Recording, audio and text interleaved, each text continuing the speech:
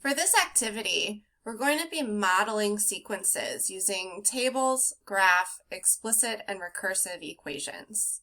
Here's an example of how to do this task. Our directions are on the left-hand side of the screen. Using the sequence below, create a table, a graph, and write both the explicit and recursive equations.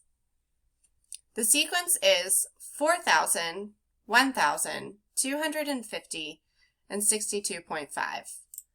Let's start by turning that into a table. The first term is 4,000. The second term is 1,000. The third term is 250. And the fourth term is 62.5. You'll notice our points showed up in the graph, and we can see that these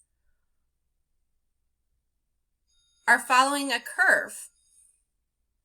Let's write our explicit equation. We're going to put it in this part where it says f of x. It looks like between all of our terms, we're dividing by 4. Dividing by 4 is the same thing as multiplying by 1/4. So we start with 4,000. We multiply by 1/4 to the power of, let's try x. That doesn't quite fit, so let's try x minus 1.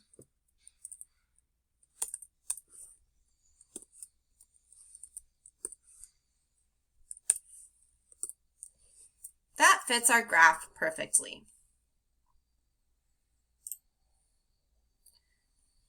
Now let's write our recursive equation.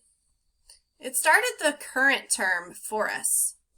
So we need to write our previous term, f of x minus 1, times 1/4.